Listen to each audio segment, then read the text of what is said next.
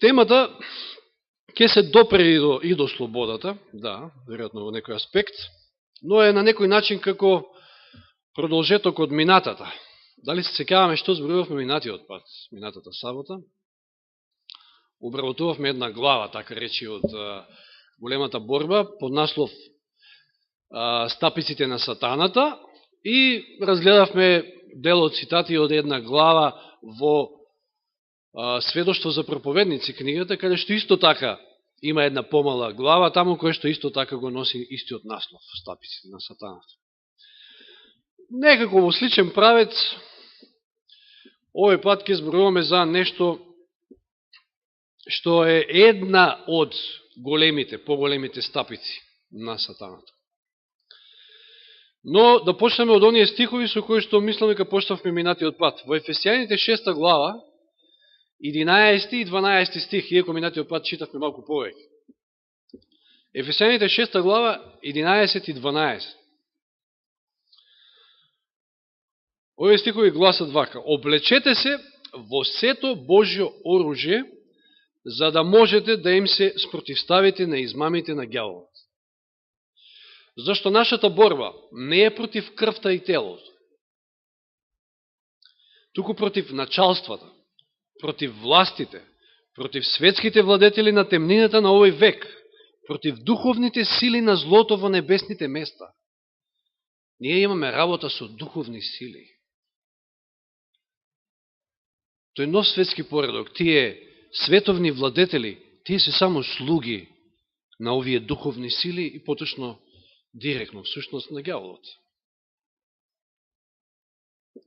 Значи, нам не ни се непријателите во телесен облик и не смеат да ни бидат. Ние сме луѓе кои што, ако сакаме да бидеме слободни во Христа, како што зборувавме, треба да ги сакаме сите. Збориме за луѓе. Нам непријател ни е ѓаволот, заедно со неговата војска на демони, тие духовни сили на злото, како што велат стиховите. И оној цитат кој што минатиот пат го прочитавме од големата борба на 543 страна, ако некој сака да запишува од оној наш нов превод, на белата книга, како што јас ја викам. И гласи вака: меѓу најуспешните орудија на големиот измамник се измамливите науки и лажните чуда на спиритизмот. И веднаш да кажам, значи ќе зборуваме малку повеќе за спиритизмот. Меѓу најуспешните орудија на големиот измамник се измамливите науки и лажните чуда на спиритизмот. Престорен во светлосен ангел, како што нели му се покажа на Исуса во пустината, сатаната ги поставува своите мрежи таму каде што најмалку се очекува. Кога луѓето бија проучувале Божјата книга, значи Библијата, со сериозна молитва, за да ја сватат незината наука, не би останале во темнина и не би примиле лажни науки. Но бидејќи ја отфрлаат вистината, тие стануваат плен на измамата. Значи една од стапиците, едно од поголемите орудија на големиот измамник, на ѓаволот, е спиритизмот. Или, како што вели овде, измамливите науки и лажните чуда на спиритизмот. И секој оној кој што не е втемелен на Божјето Слово, ќе се фати во некој од тие измами на ѓаволот. И навистина, еве да почнеме од лажните чуда на спиритизмот. Посебно последното време во кое што живееме, Библијата не предупредува дека ќе се случуваат многу чуда. Еве читаме во 2 Солуњаните 2 глава. 2 Солуњаните 2 глава, 9 и 10 стих. Познати стихови, каде што нели се зборува за беззаконикот, за антихристот. 2 глава, 2 Солуњаните, 9 и 10 стих. И вели, тоа е оној чие доаѓање е според сатанското дејствување, значи доаѓањето на беззаконикот, на антихристот, е според сатанско дејствување, со секаква сила и со чудесни знаци и со лажни чуда и со секаква неправедна измама за оние кои што загинуваат. И повторно, оној 10 стих вели, се надоврзува на цитатот претходно што прочитавме, зашто не ја примија љубовта кон вистината за да се спасат. Значи, Божјето Слово не предупредува дека ќе има силно сатанско дејствување во последното време. Со секаква сила, видов минатиот пат, ѓаволот ги дуплира, ги зголемува своите напори, ако може да ги измами и избраните.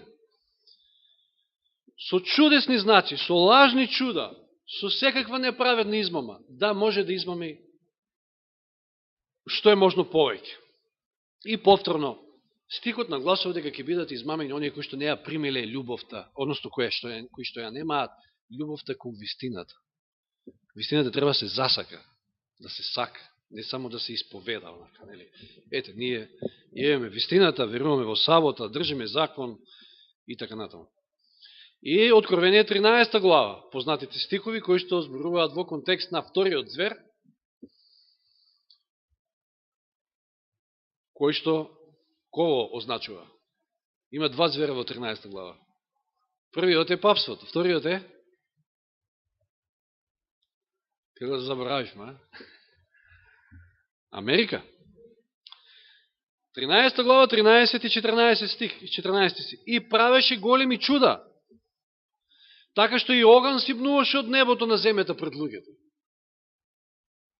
Че видите, во времето на Илија на Кармил, Господ се покажа, се покажа пред целиот свет, чиј Бог е вистинскиот Бог со тоа што Господ симна оган од небото и ја запали жртвата. Меѓутоа, за во последното време, вели овде, ѓаволот ќе прави чуда, ќе симнува и оган од небото. Тој ги заведуваше, вели, жителите на земјата со чудата што му беа дадени да ги прави пред зверот, велејќи им на жителите на земјата да направат лик на зверот, кој имаше рана од меч и остана жив. Се мисли, нели, на првиот звер, Америка му прави лик на вториот, како вториот звер, му прави лик на првиот звер, на папството. И сето тоа, ќе биде со големи чуда, се за да се натераат и измамат луѓето да му служат на ѓаволот. Сега, каде се поставени темелите на спиритизмот во Библијата? Уште на самиот почеток. 3 глава Битие. Како падна Адам и Ева? Тоа се темелите на спиритизмот. Од самиот старт. Тоа е алатка што ѓаволот ја користи од самиот старт. И толку многу му е увежбана, да кажам, толку многу знае да ја користи, да навистина е страшно орудие во неговите раци. Што вели? 3 глава од 1 стих, змијата беше полукава од сите полски животни, што Господ Бог ги направи, и таа, односно ѓаволот преку змијата, и рече на жената. Внимавајте, сега 2-3 изрази се тука битни, кои што го ставаат темелот на спиритизмот. Првиот, вистина ли е дека Бог рекол? Нели дека не треба да јадете од ниедно дрво на градината? Нормално сето тоа било лага, меѓутоа, изразот, вистина ли е дека Бог рекол?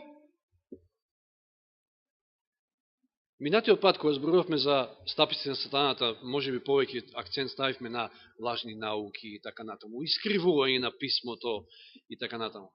Вистина ли е дека Бог рекол? Ки ви речат? Видите, во е во основа на така наречената, нели, висока критика. Денеска луѓето се прават мудреци, критикувајќи ја Библијата, како нешто застарено, како нешто. И само наоѓаат, ако се сеќавате од минатиот пат, што наоѓаат? Не ја проучуваат Библијата за да ја пронајдат вистината, туку за да критикуваат. За да најдат нешто што може би не штима навидум за телесен човек. Па ќе кажат, па дали стварно Господ мисли така? Дали стварно Господ, како што вели таму во тој стих, тоа е тоа? Дали некојаш ѓаволот може би не ни шепнува на нас и не влие на нашиот ум на таков начин? Ке прочитате нешто што навидум може би е шокантно за вас, ве удира таму некаде во некој дел во вашиот ум, кај што си имате некои скриени мисли, не знам што, нешто што тајно си гаите, и ќе речете, па дали стварно Господ мисли ова, вака. А ѓаволот е тука да ви почепне. Пазите, ова е основа на спиритизам. Збориме за спиритизам. Спиритизам што значи? Си имате работа со духови. Спирит. Да. Односно, тоа се тие паднати ангели, всушност. Па нели може поинаку да се протолкува овој текст? Па ние не можеме да го разбереме тоа, па Господ има некоја, знаете, тајно значење на тоа, мистика, така натаму. Па тоа само пасторот го разбира, тоа само тој гуру таму, тој не знам свештеник, он знае да го протолкува и да го разбира, ти не можеш. Па Библијата е стара, како што реков веќе, денес не може да се толкува како тогаш што се толкувала. Сега ние живееме во едно модерно време, не можеме така да, значи, не можеме ние сега да одиме под нешто што е застарено. Изветвено е тоа, како Стариот Завет вика таму Павле, изветвено е и фрли го, без употреба. Па денес нели имаме учени луѓе за тоа, па тие треба да се прашаат, па тие ќе ви кажат што, како да се толкува. За сето тоа стои ѓаволот. Дали за нас, прашањето е, дали за нас, дали за вас, Господ го мисли оно што го вели? Дали вие сте 100% сигурни во оно што учитате дека тоа е Божје Слово? Мислам дека тоа Господ така го вели. Треба да бидеме сигурни, драги браќи и сестри, затоа што ѓаволот е тука за да не измами, за да не го одвлече вниманието, да не насочи во нешто што не е вистина. А дали вака, дали онака, он ки си, ако ја постигне целта, тоа ќе во ред за него. Затоа е реков, значи концептот на љубовта, концептот на слободата, тоа се е извртено денес. Под љубов се подразбира разнежната сентименталност. Ке читаме подосно од големата борба. Чувства, емоции. Ќе видите, здравје Боже, значи јас што ќе го кажам со Божја помош, се надевам, дека ќе го остварам. Ќе видите кога ќе ги гледаме тука видеата од докторот Милер, ќе видите како тој тоа добро го објаснува. Околу љубовта поготово. Како тоа ѓаволот ни вметнува мисли и начини да погрешно ги разбираме тие работи.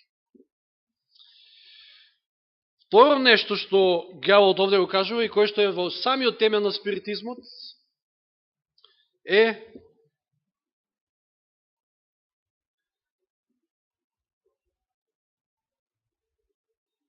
четврти стих. Змијат и рече на жената: навистина не ќе умрете. Не, нема да умрете. Откако Ева ќе каже, Господ забрани да си додала да го допираме и да го јадеме плодот, оти во денот кога ќе јадеме, ќе умреме, и ѓаволот вели, не, нема да умрете.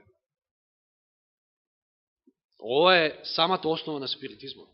Пазите, денеска еден куп христијански, и не само христијански религии, туку и други останати, имаат заедничко во тоа што веруваат во безсмртноста на душата. Па еве го концептот. Ѓаволот на почеток го рекол, не, нема да умрете. Не, па вие сте безсмртни, зарем не знаете? Господ тоа го сокрил од вас. Господ не сака да тоа го дознаете вие. Вие сте во суштина безсмртни. Не можете да умрете. Немојте да живеете во страв на Божите предупредувања. Ако направите ова, ќе умрете. Не. Вие сте безсмртни. Баталите ги тие предупредувања од Господа, сето тоа ви смета во вашиот духовен развој, под наводниците. Сето тоа ѓаволот го шепка и го кажува. Живејте слободно, не во страв. Тоа е неговата слобода, кога е. Вие сте онака безсмртни. Колку животи уништил овој концепт, овој темел на спиритизмот? Колку животи уништил? Знаете, дека има луѓе кои што живеат, мислам се на граница на нервен слом или било што со тоа што им се јавуваат кобајаги нивните мили починат или не знам што. И не мора да бидат на граница на нервен слом, доволно е да се заведени во такво едно верување. А вие православната вера земете. Православната вера е вера на мртвите повеќе, отколку на живите. Погледнете, видите што се прави. Све е некако околу мртвите повеќе. Живите се заборавени. Самите православни велат дека една од црквите кои што најмалку се грижи за да помогне на сиромашни, но тоа е баш православната црква. Сите други колку толку нешто работат.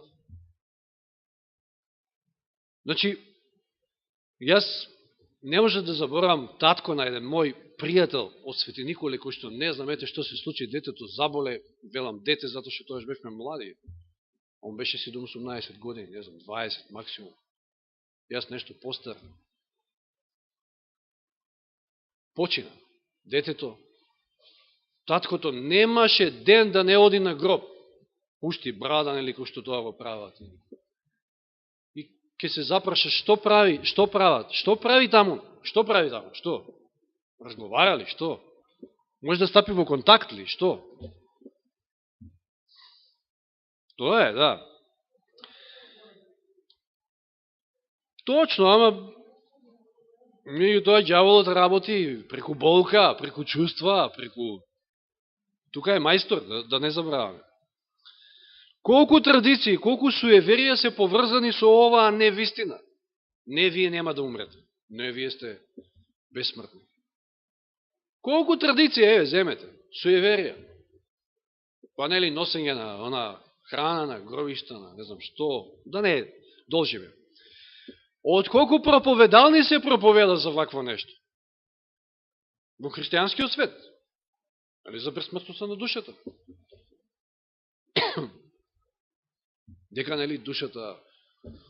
Па гледајте вие, ако сте љубители на така наречени, ќе кажам пак сепак христијански филмови кои што имаат во основа нешто добро, по YouTube, по интернет, ќе видите дека во секој од нив, ако имате случај на, не знам, некој умира, обавезно се прикажува тоа, нели, душата се двои од телото и така натаму. Интересно, јас ќе ви кажам, ќе ви признам, на времето, мене еден од најомилените филмови беше Дух со Патрик Свејзи. Ако сте го гледале, знаете што станува збор. Ми беше омилен, затоа што не знам, на кино, дури две вечери едно по друго одев да го гледам. Толку што ми беше некако убаво, ама тоа е ѓаволот, тоа е спиритизмот. Да те привлече, да те вовлече во води кои што... Да, ворете, да не е... Да, окей. Има. Сега имате програми за се. Кој е љубител на ова, на програм за тоа, за животни, за било што, имате се. Меѓутоа, знаете, луѓето запаѓаат лесно во вакво нешто, затоа што тие не име тешко во такво нешто поверуваат, затоа што, знаете, Господ, таа желба за вечност е тука внатре во нас, за вечно живење. Ние сме створени за да живееме вечно. Третата работа, што вели ѓаволот подолу, ке ви се отворат очите. Не, нема да умрете туку, што? Ке ви се отворат очите. Оно што претходно кажам.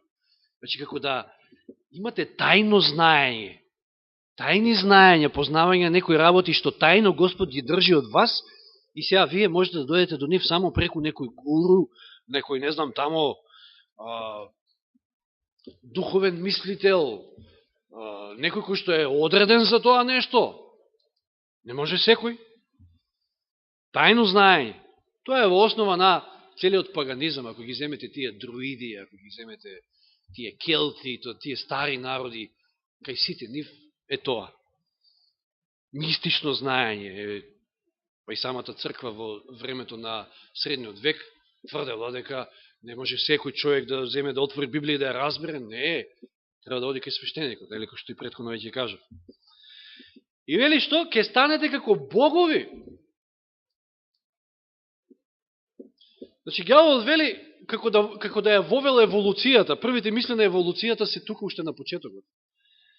Еден ден со постојан раст и развој, вие ке станете, ке го достигнете Бога, ке станете како богови.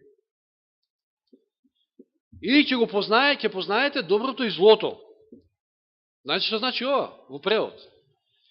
Вие според свој аршин ќе знаете што е добро, што е зло.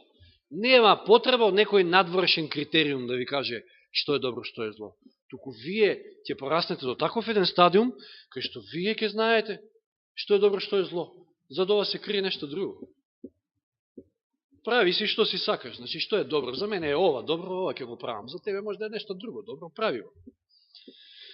И еве сега доаѓаме до оној цитат кој што пред 2-3 петоци го прочитавме во воспитување таму некаде во, мислам, предходната глава што ја читав. Послушнете, воспитување страна 203 од, значи, македонскиот превод. И овде ќе се задржиме малку повеќе, иако веќе времето одмина. Спиритизмот тврди дека луѓето се, прво, безгрешни полубогови.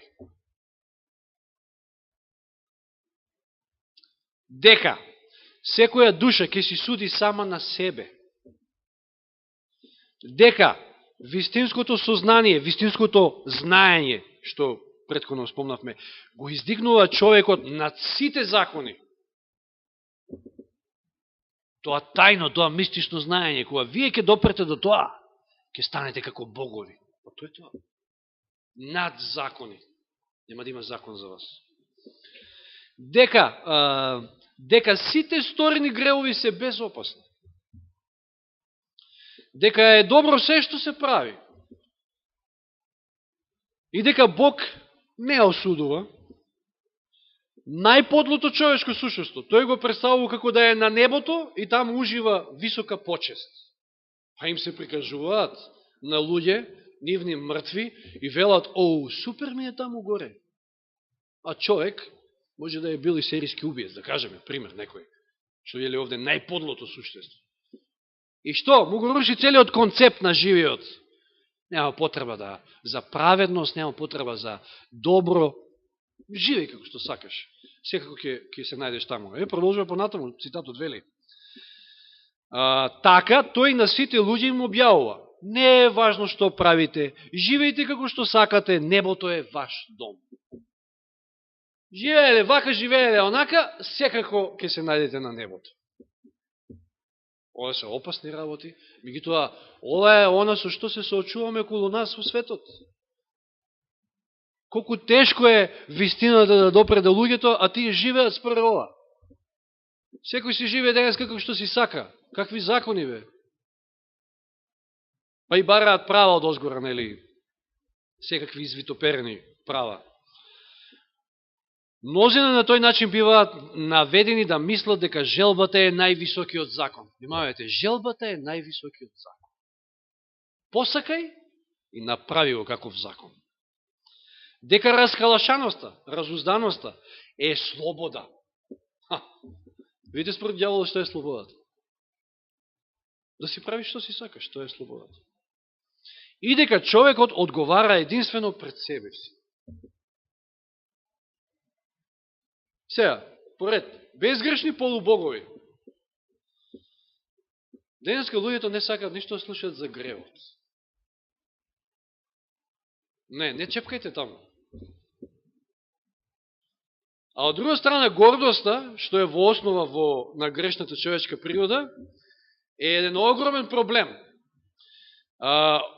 Безгрешни полубогови. Пазите, човек сака, грешен човек сака да изиграва Бог. Сака да има се под своја контрола. Па макар и во своето семејство, ако не може да, ако не е на некоја фотеля, не седнат, макар и во своето семејство. Сака да изиграва Бог на другиот. Тоа е сатански концепт, значи, на спиритизам. Тоа е спиритизам во основа. Дјавол вели, нели, ќе бидете како богови. Секој ќе си суди сам на себе. Или Бог не осудува, како што прочитавме. Што сака дјавол со ова постигне? Секој што ја изнесува вистината, се вели за него дека што? Премногу критикува, премногу е остар. Па дај збори нешто. Ништо некои мили работи, не сега грев, ова, она, како да оставиме ова, како да оставиме тоа. Што си запнал само тоа?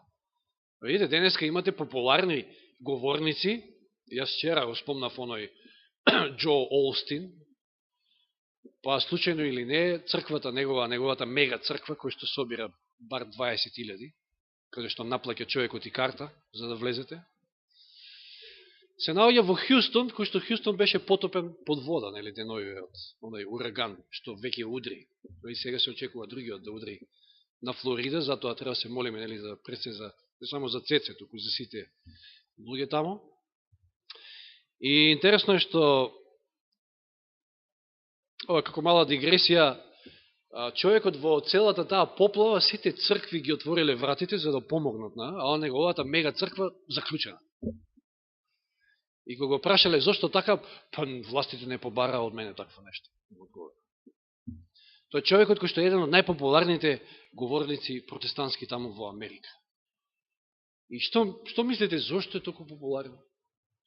Го нарекуваат насмејаниот проповедник, пошто таков, мислам, самата фаца таква, че е харизматичен човекот, да, тоа е веројатно една од причините зашто привлекува маси, меѓутоа друго е затоа што не ја зборува вистината, директно кажано. Ништо што тука нема да филозофираме. Не ја зборува вистината, зборува мили ствари, затоа привлекува маси на луѓе. Интересно е, со ова се урива целиот концепт на истражниот суд и троангелската вест паѓа во вода. Значи, секој ќе си суди сам на себе. Што вели првата ангелска вест?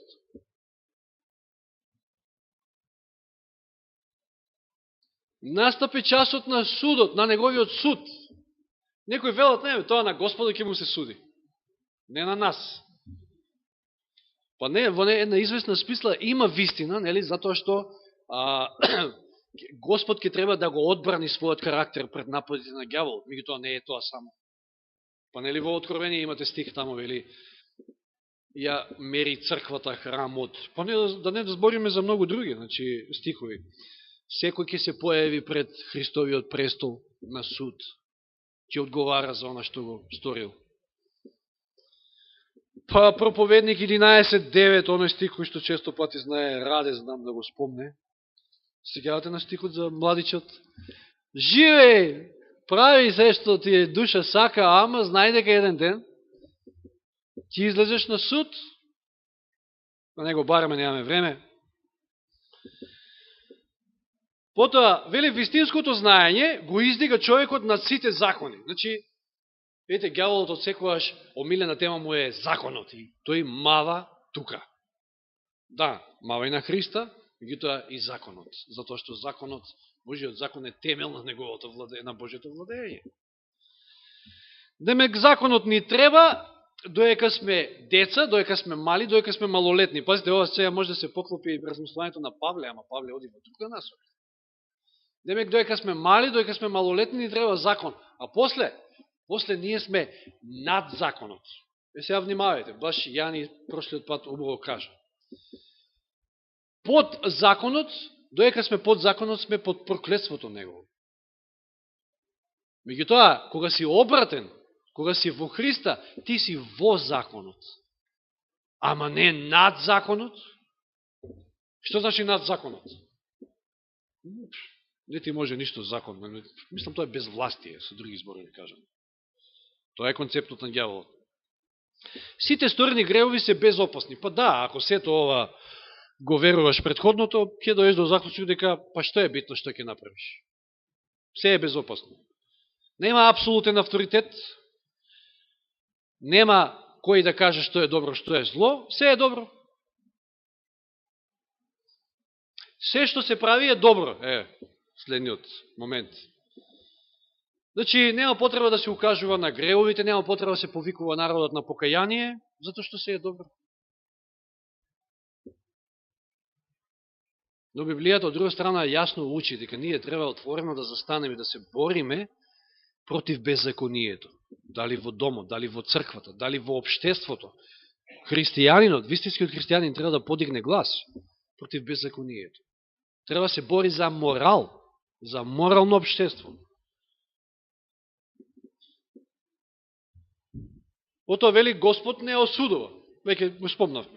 Значи тој сите не сака. Зарем тој би не осудил? Господ сите ги сака. Тоа е таа љубов која што е на ниво на разнежната сентименталност. Не прави разлика. Не е важно што правиш, живи си го животот како што си сакаш. Небото е твој дом. Па зарем не се тоа пароли кои што преку реклами, преку на различни суптилни начини се испраќаат до младите предсе на денешницата. Taste the feeling, уживај, не знам, Кока-кола, не знам ова, не знам тоа. Се е во тој правец. Живеј го животот. како што сакаш. Желбата е највисокиот закон. И сега, кога ова сето го гледаме, или како што вели, на крајот тамо вели, раскалашаноста е слобода. Знаете, за каква слобода зборувавме ние во пауката, а каква слобода нуди ѓаволот. Знаете што значи раскалашаност? Ако раскалашаното е слобода, тоа значи дека нема потреба да ги поучувате децата доека се мали. Пушти ги. Ѓаволот тоа вели. Пушти ги, тие самите ќе се поврзат со тоа универзално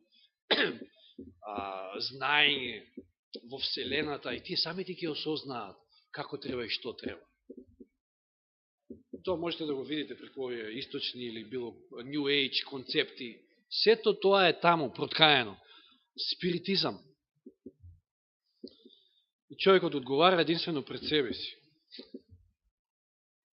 Само на крајот, уште 5 минутки нема да држам многу, само да прочитаме некој дел од цитатите на големата борба, од 34 глава, кој што носи наслов спиритизам.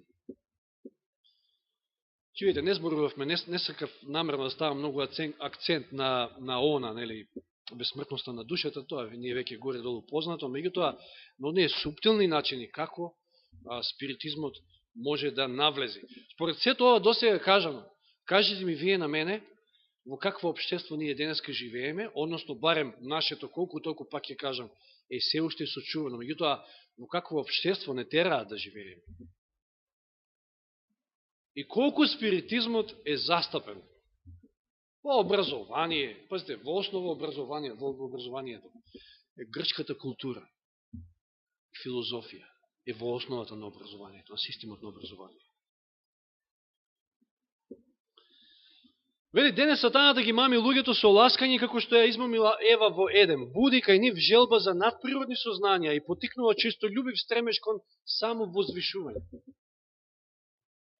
Откликнувањето пред овие лоши желби го предизвикало неговиот пат, а сега настојува преку нив да предизвика и пропаст на луѓето. Ке станете како богови, изјавува тој.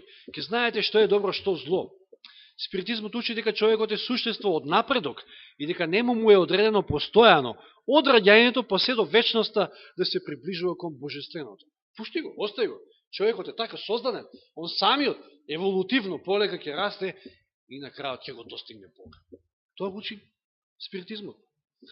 Судот и понатаму вели, секој разумно суштество ќе се суди самото на себе, а не друго. Судот ќе биде праведен, зашто тоа е собствен суд. Внимавајте. Судот ќе биде праведен, затоа што тоа е собствен суд. Не можеш ти мене да ме судиш. Пазите, тоа се концептите кои што ни се провираат во општеството.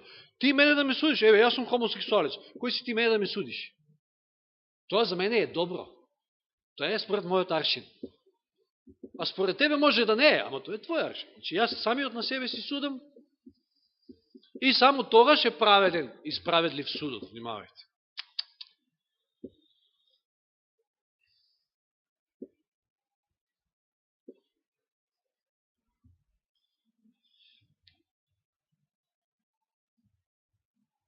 Добро, тоа веќе го кажахме горе-долу. Значи, во оваа глава малку поопширно се разработува овој цитат од воспитување, што го спомнавме.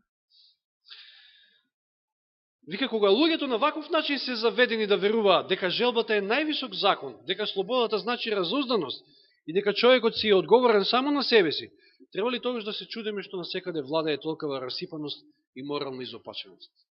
Воопшто не е чудно. Ако ги оставиш работите така.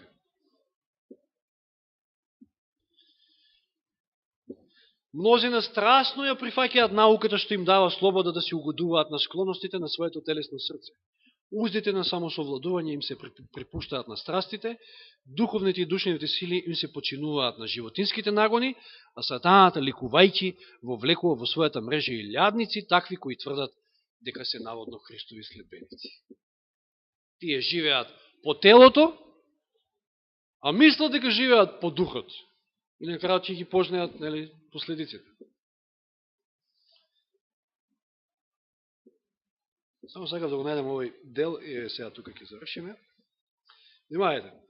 Дури во својот денешен облик, далеко од тоа да се толерира како порано, тој всушност, значи спиритизмот, е уште поопасен, зашто е полукав. Додека порано се откажува од Христа и од Библијата, сега изјавува дека ги прифаќа обете. Дјаволот се мисли. Но Библијата се толкува на начин што му се допаѓа на непрепороденото срце, односно на телесното срце. А незините свечени и важни вистини се сметаат за безвредни. Љубовта се истакнува како главна Божја особина. Значи, денеска, ако видите, вие сите зборуваат за љубов. Сите христијански, па и други деноминации зборуваат за љубов. Па и, веројатно, има потреба од тоа, така ги водат, затоа што, нели, треба сите да дојдат до едно заедништво, екуменизам. Но, каква е таа љубов? Значи, љубовта се истакнува како главна Божја особина, но таа се унижува до степен на разнежната сентименталност која одвај ги разликува доброто и злото. Тоа ви е како еден родител кој што го али и гали своето дете. Ако разбирате што сакам да кажам. Да, љуби га мајка, љуби га деда. И пошти го не го прави што сака. Се унижува до тој степен на разнежната сентименталност која одвај ги разликува доброто и злото. Божјата праведност, неговото гнасење над гревот, барањата на неговиот свет закон, сето тоа се смета за неважно. Народот се учи 10 заповеди да ги смета за мртво слово. Привлечните и волшебните приказни делуваат врз светилата и луѓето ги наведуваат да ја отфрлат Библијата како темел на својата вера. Од Христа и сега се откажуваат како и некогаш. Но сатаната во толкава мера им ги заслепил очите на луѓето што не ја забележуваат измамата. Па тешко е да се забележи кога човек е измамен, кога е во клопката, кога е во стапицата. Јас затоа реков, денеска мнозина сметаат дека се слободни, а во суштина се робови. Дали на гревот, дали на погрешни концепти, на погрешни мисли и размислувања, на било што. Слободата само може да се најде во Христе. Нека Господ ни помогне да не паднеме во некој од овие стапици. Спиритизмот е една опасна стапица. Нека Господ не чува сите од тоа. Амин.